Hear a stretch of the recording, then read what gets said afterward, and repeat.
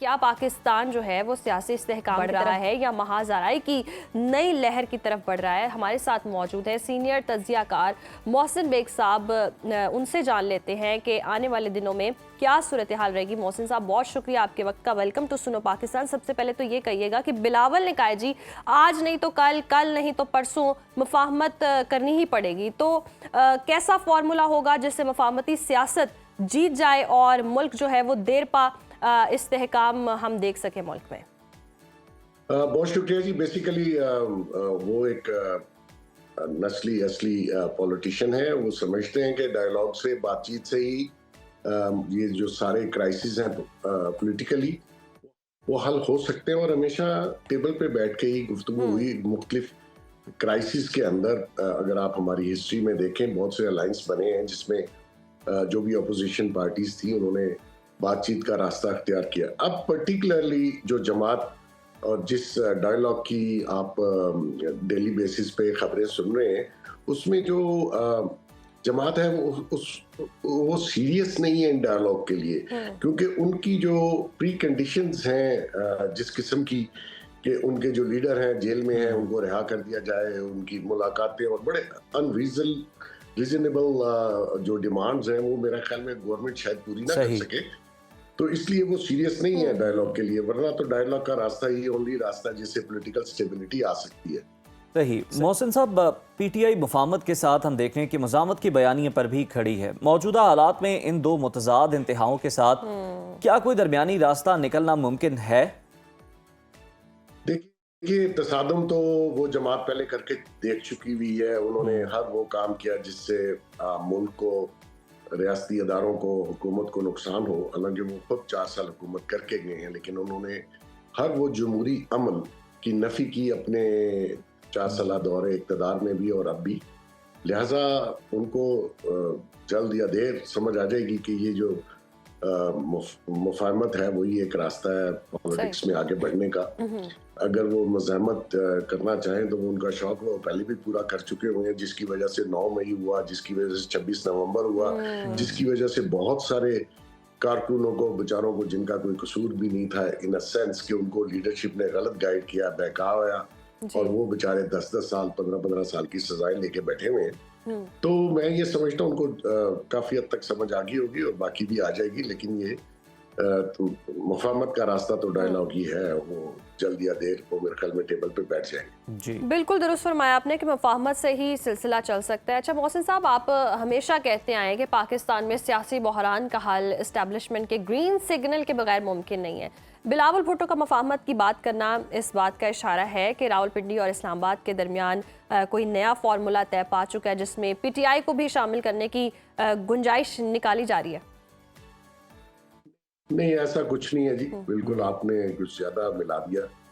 बिलावल भुट्टो साहब ने जो गुफ्तगू की है वो मैं समझता हूँ प्योरली एक पॉलिटिशियन करता है। वो बाकी भी लोग भी इसी फार्मूले पे गामजन है कि मुफाहमत जो है वो डायलॉग के जरिए किया जाए।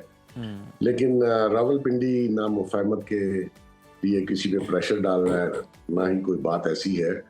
वो बिल्कुल इससे अलग थलग है। अगर पीटीआई ने बाकी पॉलिटिकल पार्टीज के साथ मिलके गवर्नमेंट के साथ को मुज़ाकरात करने हैं तो वो पीटीआई की चॉइस है।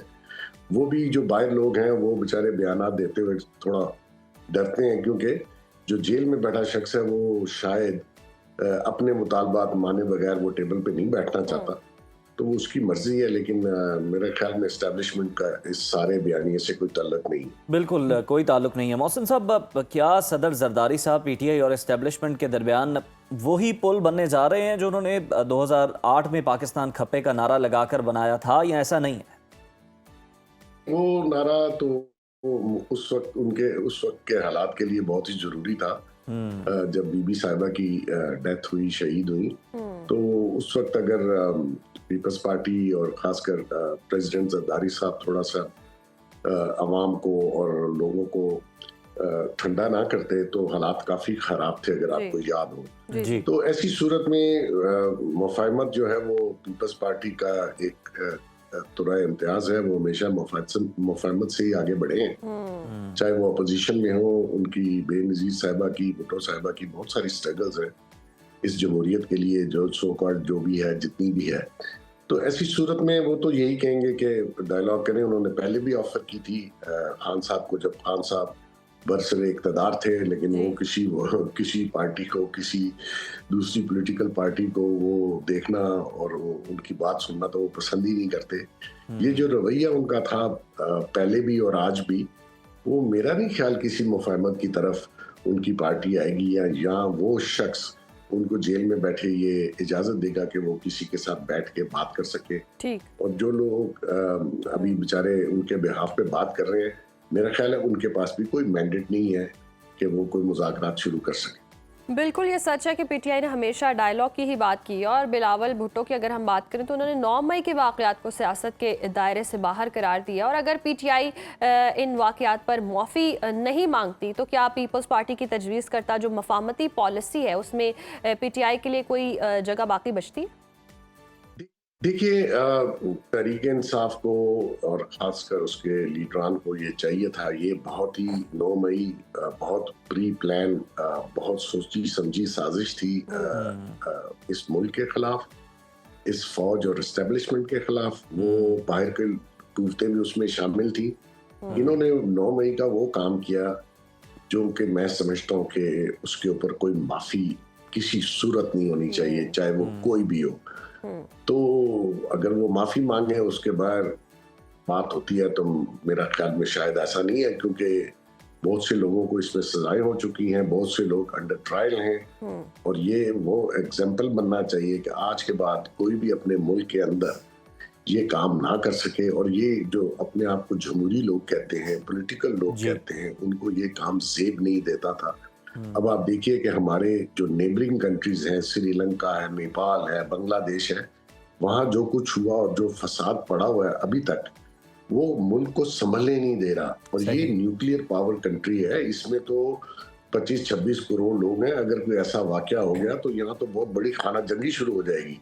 तो ऐसी सोच को बिल्कुल हमेशा कंडेम करना चाहिए और माफी तो नहीं मिलनी चाहिए, क्योंकि ये एग्जाम्पल सेट होना चाहिए कि आज के बाद कोई ऐसा काम ना करे। बिल्कुल ऐसी सोच का रास्ता रोकना चाहिए और ऐसा काम करने से गुरेज ही करना बेहतर है। मोहसिन बेग साहब, गुज़श्ता 2-3 सालों को अगर हम डिस्कस करें तो लाख दावों के बावजूद सियासी और मौशी इस्तेहकाम आ ही नहीं सका है। यही बात बिलावल भी कह रहे हैं। तो क्या हुकूमत और पीटीआई मुल्की मफाद में मिसाक इस्तेहकाम पाकिस्तान के लिए अपनी अनाए कुर्बान करने के लिए तैयार हैं?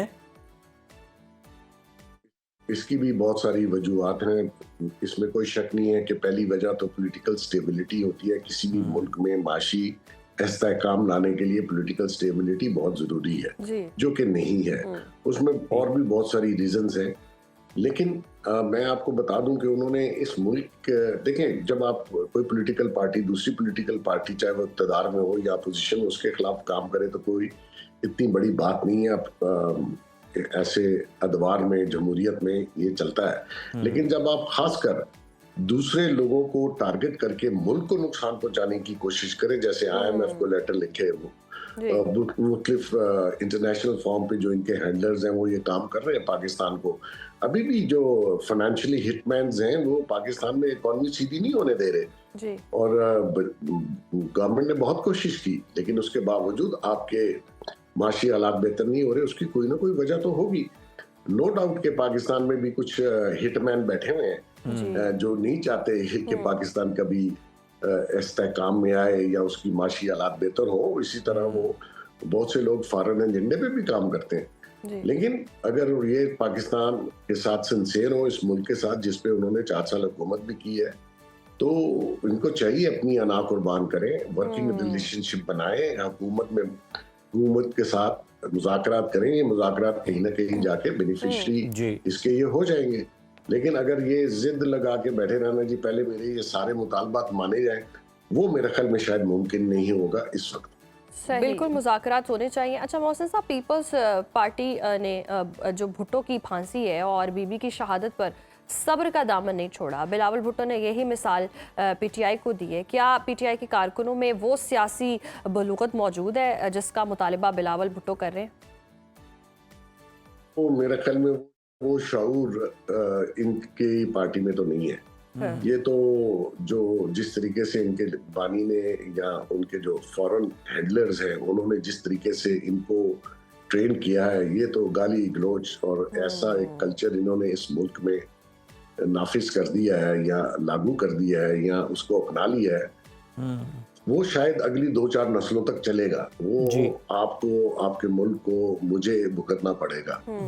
ये हमारे मुल्क में अगर आप देखें तो रवायती तौर पर, माशरती तौर पर हम रख रखाव वाले लोग हैं, शर्मो जी। हया रखते हैं, दूसरों का एहतराम करते हैं, दूसरों की बहन बेटियों का एहतराम करते हैं। सही। ये वो नस्ल है जिनको ना अपनी बहन बेटियों की इज्जत अजीज है, ना दूसरों की अजीज है। जो जिनके पास अपनी इज्जत ना हो, दूसरों को क्या इज्जत दे सकते हैं। बिल्कुल, आप सही इशारा कर रहे हैं मोहसिन साहब, इन चीज़ों का ख्याल रखने की ज़रूरत है। सर, पीपल्स पार्टी को अगर हम देखें तो वो तो अपना नुक्ता नज़र बड़ा खुलकर सामने रख रही है। नून लीग के हवाले से बताइएगा कि आपके नज़दीक नून लीग की पोजीशन क्या है? मुज़ाकरात की बात की जाती है तो वो क्या सिर्फ दिखावे के लिए या फिर अंदरूनी खाना कोई बामानी बामकसद डेवलपमेंट भी नज़र आ रही है आपको नून लीग? देखिए, हुकूमतें तो दिखावा करें या सीरियसनेस दिखाएं, जी। वो तो अपनी हुकूमत चला रहे हैं। इस वक्त उनको तो सरेदस्त कोई प्रॉब्लम नहीं है, कोई दुश्वारी नहीं है, उनको कोई ठीक। पॉलिटिकली कोई ट्रबल वो फेस नहीं कर रहे। ये तो जो अग्रीड पार्टी है उनको चाहिए कि वो मुज़ाकरात में बैठें, बल्कि हुकूमत को मजबूर करें कि उनके साथ टेबल पे बैठें।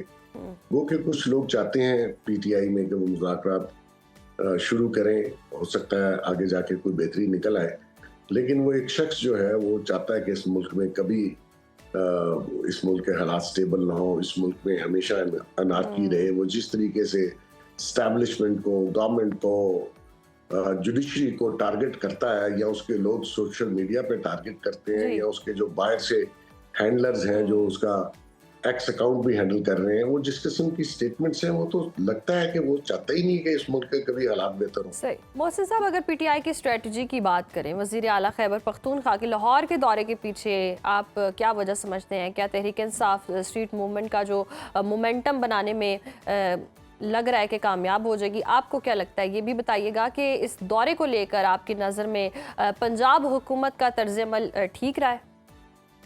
देखिए जी, इस वक्त तो जो वो लोग पीटीआई वाले सोच रहे हैं कि वो कुछ शायद ऐसा मोमेंटम या ऐसी तहरीक या ऐसी कोई मूवमेंट चलाने में कामयाब हो जिससे गवर्नमेंट अंडर प्रेशर आए, वो चाहे फेडरल गवर्नमेंट हो या किसी और प्रोविंस की गवर्नमेंट हो। मेरा ख्याल में पीटीआई इस वक्त और लोग, पब्लिक का जो मूड है वो इस वक्त बाहर सड़कों पे आना या कोई किसी तहरीक का हिस्सा बनना मेरा ख्याल में मुश्किल होगा।